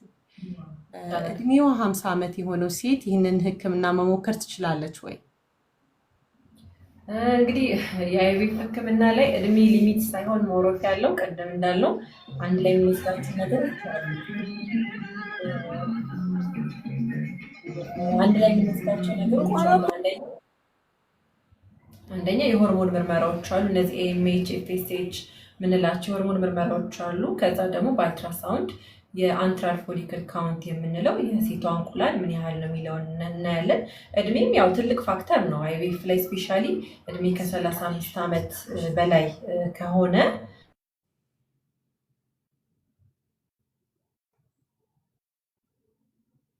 የአይቪኤፍ የመሳካት እድሉ ያው እየቀነሰ ነው የሚሄደው እና እነዚህ ሙሉ ፋክተሮች አይተን ነው እኛ ይሄ ነገር በዚህ መንገድ ቢኬድ ይሻላል፣ በዚህ ይሻላል ብለን ኦፕሽን ለፔሸንቶቻችን የምናቀርበው እና ላይክ እንቁላል እያነሰ በጣም ከሄደ ኦር እንቁላል ማለቅ ካለ የወር አበባ እያየች ካልሆነ እድሜ በጣም ከፍ ካለ ሞሮፍኛ ወደ ዶነር ወይም ደግሞ እንቁላል ልገሳ ብትሄድ የተሻለ ነው ከሰልፍ ኤግ አይቪኤፍ ይልቅ። ምክንያቱም ቅድም እንዳልኩት አይቪኤፍ ዋናው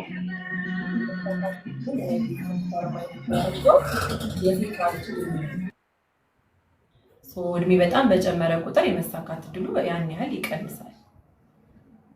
ምናልባት ከ50 ዓመት እድሜ ጋር በተያያዘ ስለ ዶነር ሲነሳ ምናልባት ዶነርን አስበው ከሆነ የሚጠይቁት ሌላ ጉዳይ ነው። ሞስት ፕሮባብሊ 50 ላይ ስለ ዶነር ነው የምናወራው እና ዶኔሽን ላይ እንግዲህ እንዳገሩ ህግ ይለያያል። አሁን እድሜ ሊሚት አለው። እኛ ጋር ቢፈቀድ እንደተባለ እስከ 50 ነበር ያሰብነው።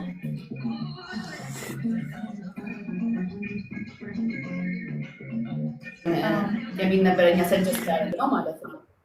ይቅርታ ሜዲካል ምክንያታችን ደግሞ ያው እኛው ሰው ይሄን ቻንስ እያገኘ ስላልነበረ አሁን ቢፈቀድ ደግሞ ያው ብዙ ሰው ያንን እድል የሚፈልግ ይኖራል በሚል ነው። ግን እንዳገሩ አሁን ህንድ ላይ በብዛት ከ50 እንደዚህ አይዘሉም ይመስለኛል ዶኔሽንም ቢሆን። ዋናው ነገር ግን ያሉበት የጤና ሁኔታን ይወስነዋል። አሁን 50 በኋላ የሚመጡ ግፊት፣ ስኳር፣ ለዚህ ተያያዥ የጤና ችግሮች እርግዝና ሲከሰት ደግሞ የመባባስ ነገር ሊኖር ይችላል። ስለዚህ ያሉበት የጤና ሁኔታ አጠቃላይ አቅማቸውም ይወስነዋል። ለዶኔሽን እንኳን 50 እድሜ ላይ ሆኖ ማለት ነው። ስለ ዶኔሽን ከሆነ የጠየቁት በራስ እንቁላል ያለው ግን ዶክተር ሰላም ቅድም እንደተናገረችው ሜዲኪዮር ጥያቄ ነበረክ?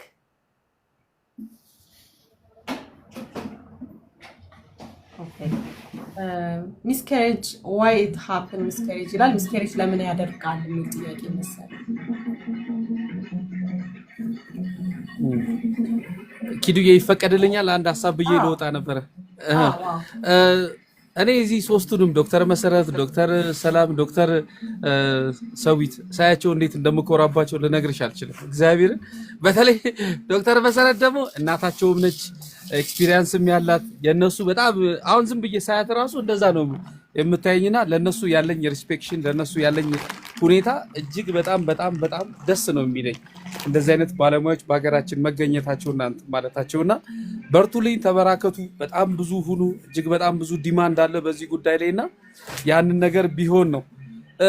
ሌላው ምንድነው ቅድም የሆነ ነገር አንስቼ ነበረ በዚህ በግንዛቤ ማስጨበጫ ነገር ላይ በተመለከተና እኔ አቅሜ በፈቀደው መጠን እነሱ በምንም አይነት መንገድ ለማዘጋጀት ይፈልጉ እንጂ እኔ የምችለውን ያህል ከነሱ ጋር አብሬ ይሄንን ፕሮግራም እየተዘጋጀ ምንም አንድ ከነሱ የምጠብቀው የጊዜያቸውንና እውቀታቸውን ብቻ ነው። ሌሎቹ ዘሬስት ያሉትን ነገሮች በሙሉ እኔ ከቨር አድርጌ የግንዛቤ ማስጨበጫ በፈለጉት አይነት መንገድ እኔ ላመቻች በጣም ዝግጁ ነኝና ያሰቡት ነገር ካለ ምናልባት እንደው በደንብ ቢነግሩን በደንብ ሰዎች በዚህ ጉዳይ ላይ ሐሳባቸውን የሚሰጡበት የሚነጋገሩበት አይነት ፕሮግራም ያሰቡት ነገር ካለ እጅግ በጣም ደስ ነው የሚለኝ አብሬያቸው ይሄንን ፕሮግራም ለማዘጋጀትና ትልቅ ስራ ይፈልጋል፣ ትልቅ አዌርነስ ይፈልጋል። በጣም ብዙ ሰዎች ስለ ሕክምናው የማያውቁ ብዙ ሰዎች አሉ። እኛ እንኳን ፕሮፌሽን ውስጥ የሌለን ሰዎች ያቅማችንን እየሞከርን ነው ያለነውና የታሰበ ነገር ካለ ምን ካለ በደንብ ቢነግሩኝ እኔም ከነሱ ጋር አብሬ ለማገዝና ለመተጋገዝ ፍላጎት አለኝ ለማለት ነው። ይቺን ለማለት ነው። ዶክተር መሲ በጣም ነው ማከብርሽ በእውነት ታውቂያለሽ። ዶክተር ሰላም፣ ዶክተር ሰዊት በዛ ላይ ደግሞ እውነቱን ለማውራት ምንም ታካሚ በምንም አይነት መንገድ እኛ ጋር ሲመጣና አገልግሎቱን ሲፈልግ ከምቹ ውጭ እኔ ሌላ ቦታ ልኬም አላቅምም አልክም። ያ ደግሞ በጣም ደስ ይለኛል። ለምን ያየሁትን አይቻለሁ የምኮራባቸውና በደንብ ደረቴን ነፍቼ የምነግርበት ተቋም መሆኑን በዚህ አጋጣሚ ለመናገር እፈልጋለሁ። አንድ ስፔሻሊቲ ዶክተሮች መያዙ፣ ሁለተኛ ከኮስት አንጻር እና ከሌሎች ከኤክስፒሪየንስም አንጻር ምቹ ነው። በደንብ ሕክምናውንም ጀምሮ ሰዎችን በደንብ ስለ ጉዳዩ እንዲወራ እየተደረገውና አሁን እድሉ አለን። ሶሻል ሚዲያው ፕላትፎርሙ ክፍት ነውና ባላችሁ ጊዜ ይሄን የግንዛቤ ማስጨበጫውን በደንብ ብታስቡበትና ብትሉ የተሻለ ይሆናል። እኔም ከእናንተ ጋር ለመስራት ፈቃደኛ ነኝ። እናንተም ፈቃዳችሁን ብትሰጡኝ ደስ ይለኛል። እናመሰግናለን በጣም እናገኘዋለን። እንደዚህ አይነት አጋጣሚ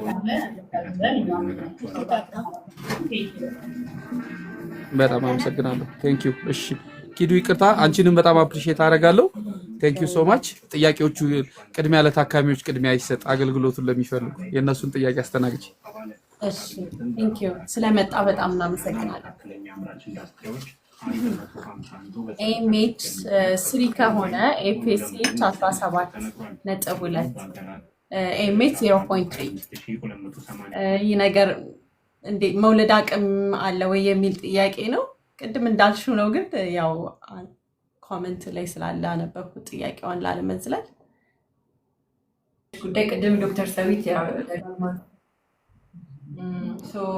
ኤምኤች እና ኤፍኤስኤች ብቻ ላይ ቤዝ አድርገን ሳይሆን ያው እዚህ ጋር የሚያሳየው ኤፍኤስኤቹ ትንሽ ከፍ ብሏል፣ ኤምኤቹ ቀንሷል። ትንሽ የእንቁላል ቁጥር መቀነስ እንዳለ ነው ጀነራል የሚነግረን ሪዛልቱ። ግን በዚህ ላይ ብቻ ተመስርተን አዎ የሚል መልስ መስጠት ስላንችልም ቅድም ዶክተር ሰዊት እንዳለችው ሆርሞኖቹ ሪዛልት እንዳለ ሆነው አዲሽናሊ ደግሞ የምናያቸው ፋክተሮች አሉ። በአልትራሳውንድ ዋናው በቃ በአልትራሳውንድ ምን ያህል እንቁላል ይታየናል የሚለው ነገር አስፈላጊ ነው። የአንትራል ፎሊክል ካውንት የምንለው እና ላይክ ሁለገብ አይነት ምርመራው ይሄ አንድ ነገር ብቻ አይተን ይቻላል አይቻልም ብለን መናገር የምንችለው አይነት አይደለም። ላይክ ስናይ ሆሊስቲክ የሆነ ነገር ላይክ ፔሸንቷ መታ ያለው የእድሜዋን ነገር ወር አበባ ሬጉላር ሳይክል አላት የላትም ወይ፣ አልትራሳውንድ ላይ ያሉት እንቁላሎች ምን ያህል ናቸው፣ እነዚህ ነገሮች በሙሉ አንድ ላይ ነው የሚታዩት እና ጀስት አንድ ሪዛልት ብቻ ታይቶ አይ ይሆናል አይሆን የሚል አይነት መልስ መስጠት ይከብዳል። ሶ መታ በደንብ ኢቫሌት መደረግ ሙሉ ኢቫሉዌሽን ያስፈልጋል። ግን እዛ ጋር ባለው ቁጥር መሰረት ከሆነ እንቁላል መጠኑ አነስ ብሏል፣ አነስተኛ ነው። ኦኬ ቴንክ ዩ ዶክተር። የ7 ጄኔቲክ ዲስኦርደር ያለባቸው ሰዎች ወሊድ ላይ ይላል 7 ማገባኝም ሚስኬሬጅ ለምንድን ነው ሀፕን የሚያደርገው የሚል ጥያቄ አለ። ሚስኬሬጅ ወይም ደግሞ ውርጃ የምንለው እንግዲህ የተለያዩ ምክንያቶች ይኖሩታል። ግን በአብዛኛው ከ50% የሚሆነው በላይ የውርጃ ምክንያቶች አይታወቁም። ብዙ ምክንያቶችን ለመፈለግ ብዙ ምርመራዎች ይደረጋል። ግን ምክንያት አልባ የሆኑ ወይም ደግሞ ምክንያታቸው የማይታወቅ ናቸው። ግን ምክንያት ተብሎ ከተጠቀሱት ውስጥ በምናይበት ጊዜ በተለይ ከክሮሞዞም ጋር ወይም ደግሞ ከዘረመል ጋር ተያይዞ የሚመጡ እንትኖች ይኖራሉ። አብኖርማል የሆኑ የፅንስ አይነቶች ሊኖሩ ይችላሉ። ሁለተኛ ደግሞ የስኳር ጋር ህመም ወይም ደግሞ ከማህፀን ከጊዜ በኋላ በሚመጣ ችግር በተለይ ቅድም እንዳነሳሁት ማዮማ፣ እነዚህ ፋይብሮይድ የሚሉት አንደኛው ምክንያት ሊሆን ይችላል። እነዚህ እና የመሳሰሉት ምክንያቶች ሊኖሩ ይችላሉ። ግን ውርጃ ብዙውን ጊዜ ምክንያቱን አናውቀውም። በኋላ ትሬስ ብናደርግም አብዛኛው ጊዜ ምክንያቶቹን አናውቃቸውም። ይሄ እንግዲህ የመጀመሪያው ጥቂት ወራቶች ውስጥ ሊፈጠር የሚችለው ውርጃ ማለት ነው። 3 ወር 4 ወር አካባቢ ደግሞ የሚፈጠር ውርጃ ምንድን ነው? ይሄ የማህፀን በር መላላት ወይም ሰርቫይካል ኢንኮምፒተንስ የምንለው ደግሞ ምክንያት ሊኖር ይችላል። ይሄኛው ግን ከ3 ወር ወይ 4 ወር እስከ 5 ወር ባለው ጊዜ ውስጥ የምናየው ምክንያት ነው ማለት ነው። ስለዚህ አብዛኛው ጊዜ ከዘረመል ጋር ተያይዞ ወይም ክሮሞዞማል አብኖርማሊቲስ የምንላቸው እነዚህ ናቸው በብዛት እንደ ምክንያት ተደርገው የሚጠቀሱት ማለት ነው። ሌሎች ቅድም እንዳልኩት የማህፀን ችግሮች፣ ሲስተሚክ የሆኑ በሽታዎች ለምሳሌ እንደ ስኳር፣ ደም ግፊት አይነት የሆኑ እንትኖች እንደ ምክንያት ተጠቃሽ ሊሆኑ ይችላሉ ማለት ነው። ዶነር አሁን አልተጀመረም ማለት ዶነር ጀምረዋል የሚል ጥያቄ አለ። እኛ ጋር አልተጀመረም። አሁን እኛ ጋር አልተጀመረም። ሀገር ውስጥ አንዳንድ ወደ ትግራይ አካባቢ አንድ አይቪኤፍ ማዕከል አለ። በክልል ደረጃ አስፈቅደው ይሰራሉ። እኛ ጋር ግን ያው ቅድም አንስቼዋለሁ አቅርበን ነበረ እንዲፈቀድልን። ኦልሞስት ወደ 4000 የሚጠጉ ጥንዶች ይህን አገልግሎት ለማግኘት ተመዝግበው እየጠበቁ ነው። ያው እንግዲህ እሱንም ማሳወቅ ይኖርብናል የሚወስኑ አካላት። ወደፊት ይፈቀዳል ብለን ተስፋ እናደርጋለን። አንድ ወንድ በአንድ የዘር ፍሬ መውለድ ይችላል? ፍሬው አንዱ ብቻ ኖሮ ሌላው ሳይኖር ሲቀር ማለት ነው መሰለኛ። የስ እንደዛ ይመስለኛል። እንግዲህ እሱ ምክንያቱ የሚወስነው አንዳንዴ ይሄ በዚህ ፔጃችንም ላይ አንስተነው ነበረ። በልጅነት የወንድ የዘር ፍሬ ወደ ቦታው ሳይወርድ ሲቀር እና በኋላ ላይ ሲታወቅ እሱ ትልቅ ችግር ነው እና የዘር ፍሬ አመራረት ላይ በጣም ጣልቃ ስለሚገባ በሕክምና እንኳን እርዳታ ለማድረግ ያስቸግራል። ግን አንዱ ፍሬ ቦታው ካለና አንዱ ፍሬ ወይ ሳይወርድ ቀርቶ ወይም በሆነ አጋጣሚ በሰርጀሪ ወጥቶ ከሆነ እና ፍሬው ግን ፈንክሽናል ከሆነ ጤናማ ከሆነ እና ስፐርሞ ፕሮዲውስ ተደርጎ መውጣት የሚችል ከሆነ ማርገዝ ይቻላል። ግን እሱን የምናውቀው የዘር ፈሳሽ ምርመራ አድርገን ካየን በኋላ ነው ማለት ነው። የስራ ሰዓታችን እየደረሰ ስለሆነ የመጨረሻ ጥያቄ እንቀበልና በጣም ጥያቄ ነው ያለው። ቅዳሜ ይቀጥላል። ኔክስት ታይም መቼ ነው ተነጋግረን ኔክስት የሚመቻቸው ሰዓት? ቅዳሜ አለ። የቅዳሜ እንዳለ ነው። ቅዳሜ ማታ ይመቻችኋል አይደል? በ2 ሰዓት ላይ ነው። ከሰዓት ላይ ማታ ላይ ይመቻችኋል? በእኛ ማታ ነው 2 ሰዓት። ቀደም ትንሽ ብናደርገው ይሻላል መሰለኝ። ቀደም 12 ሰዓት መሆን ይችላል። 12 ሰዓት ይችላል በእኛ ማለት ነው። ከምሽቱ በቃ እንደዛ እናድርግ። ፔጃችንን ፎሎ እያደረጋችሁ ስለዚህ ዛሬ አብረውን የነበሩት ዶክተር ሰላም ይሁን በምቹ ክሊኒክ ሰኞ ካሉ ሰኞና አርብ ከሰዓት እና ካሉን በጣም ወጣትና ቫይብራንት ሐኪሞች አንዷ ናት። እናመሰግናለን ዶክተር መሰረት አንሳ የማዕከላችን ዋና ስራ አስኪያጅ እንዲሁም የመካንነትና ስነ ተዋልዶ ሐኪም ናት። እሷም ደግሞ ማክሰኞ ከሰዓትና ቅዳሜ ጠዋት እንዲሁም ሮብ ከሰዓት በማዕከላችን ትገኛለች። ዶክተር ሰዊትም ካሉን ምርጥ ሐኪሞች አንዷ ናት። ዶክተር ሰዊትም ማክሰኞ ከሰዓትና እሁድ ጠዋት ላይ በማዕከላችን ሰርቪስ እየሰጡ ይገኛሉ። እየመጣችሁ ጎብኙ፣ ፔጃችንን ፎሎ አድርጉ። ያላችሁን ጥያቄ ደግሞ ጠርቀም አድርገን ቅዳሜ 12 ሰዓት ላይ እንመልሳለን። እናመሰግናለን በጣም። እሺ የመጨረሻ ጥያቄ አንድ ብቻ አልቋል። ደጋግማ ለጻፈች ሁለተኛ ጊዜ አዩአይ መሞከር እንዲሳካ ይጨምራል ወይ? መልሳችሁታል ኦልሬዲ ቅድም ቻንሱ ይጨምራል።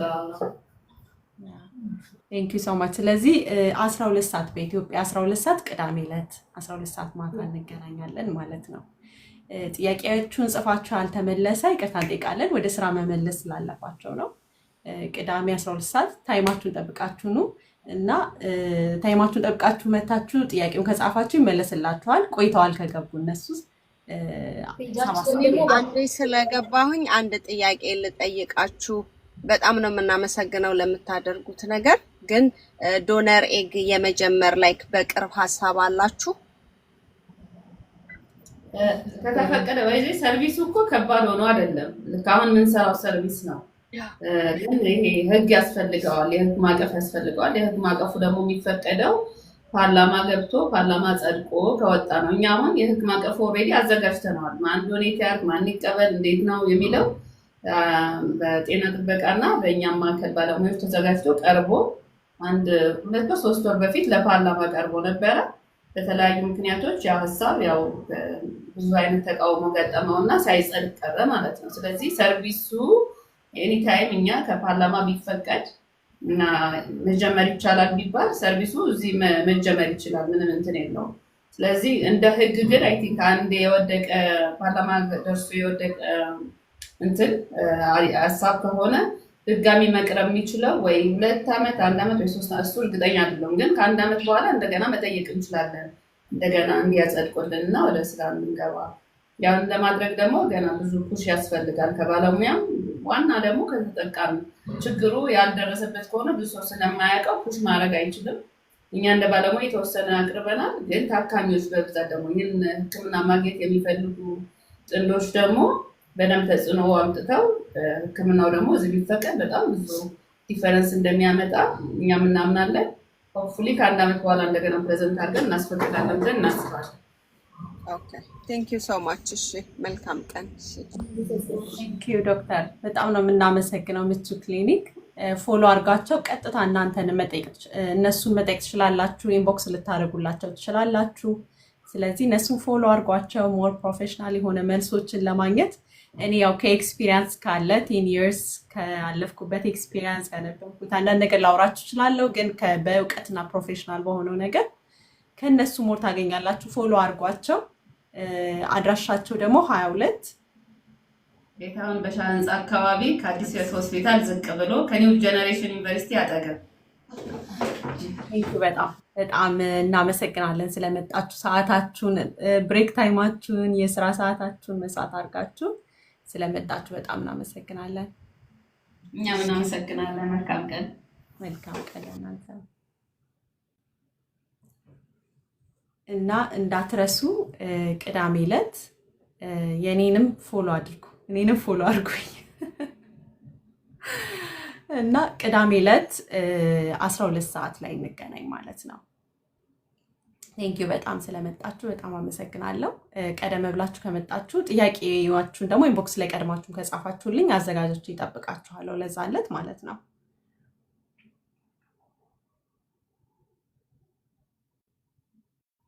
ቴንክ ዩ ሳራ ኤስ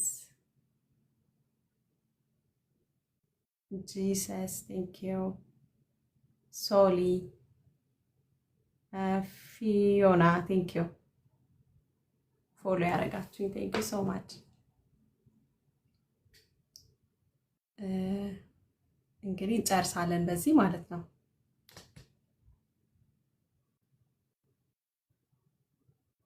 ማክ ቴንክ ዩ ፎሎ ያላረጋችሁኝ ፎሎ አድርጉ አሁን። ዩዬ ቴንክ ዩ ዲና ቴንክ ዩ። ሌላ የረሳሁት ቴሌግራም ቻናል አለኝ እና እዛ ጋር ሞር የምናወራበት ቴንክ ዩ ቢ አሜን። እዛ ጋር ሞር የምናወራበት የቴሌግራም ቻናል አለ። የሰራኋቸው ቪዲዮ ስር አስቀምጨዋለሁኝ። ባዮ ላይ ያደረገዋለሁ ብዬ ነው ረስቼው ነው። እና እዛ ቻናል ላይ ከገባችሁ ላይፍ ስገባም ወዲያው ሼር አደርጋችኋለሁ። የምሰራቸው ቪዲዮዎችንም ሼር አደርጋችኋለሁ። እዛ ጋር ደግሞ ሞር ዲስከስ የምናደርግበት ቦታ ይሆናል ማለት ነው። እና በግልጽ እዛ ጋር ሞር ማውራት የምንችልበት ሁኔታዎች ይኖራሉ። ቴሌግራም ቻናሌንም ጆይን አድርጉ። ሊንኩን ቆይ እስቲ አንዴ ወደዚህ ወደ ኮሜንት ሊንኩን ማምጣት ከቻልኩ ልሞክር። አንድ ሰከንድ ስጡኝ። ቴንክ ዩ ጥሩዬ ቴንክ ዩ።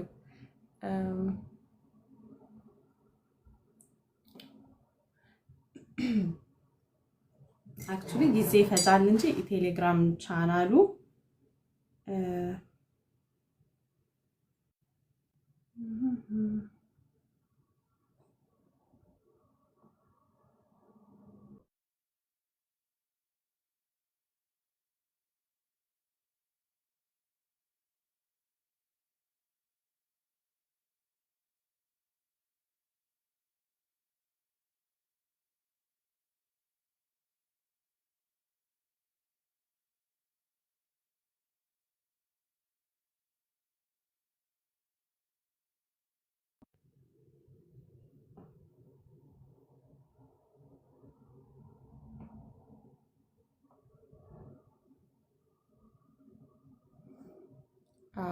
ቴክስት አድርጌላችኋለሁ።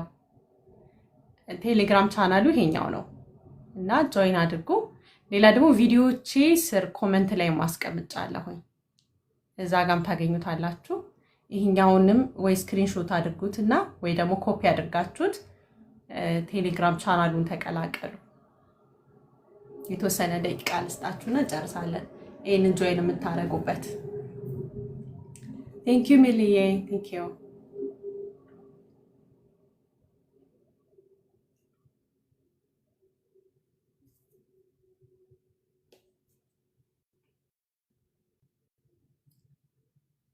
እሱን ኮፒ አድርጋችሁ ቴሌግራም ላይ ወይም ደግሞ ኤኒ ብራውዘር ላይ ሰርች ብታደርጉት ያወጣላችኋል። አይ ቲንክ የቴሌግራም ቻናሉን እና ጆይን ማድረግ ትችላላችሁ።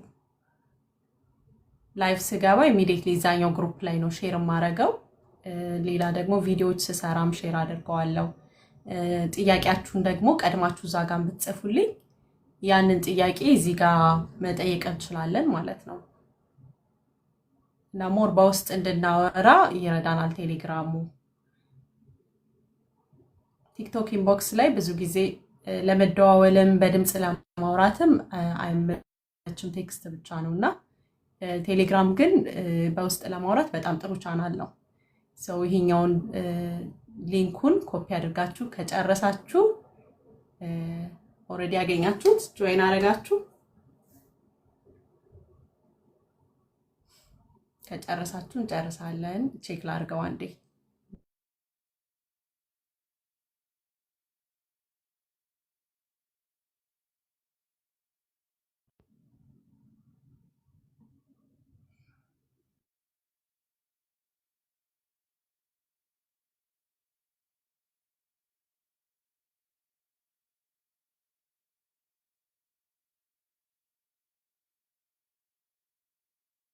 ትንሽ ሰው ብቻ ነው ጆይን ያደረገው። ቴሌግራም ቻናሉን ኮመንት ላይ ያለው ነው ፌዝ የሚለው፣ እሱ ኮፒ አድርጉትና ጆይን አድርጉ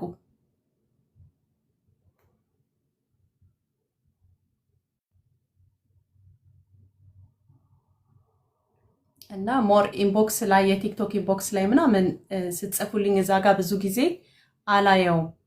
ሞር ቴሌግራም ግሩፑ ላይ ነው የሚመቸው ለማውራትም በድምጽም ለመነጋገር። የቴሌግራሙ ሊንክ ይሄ ነው። አሁን ከወጣሁኝ ደግሞ እንትኑ ላይ ታገኙታላችሁ፣ ቪዲዮዎቼ ኮመንት ስር ታገኙታላችሁ። ስለመጣችሁ ቴንኪው።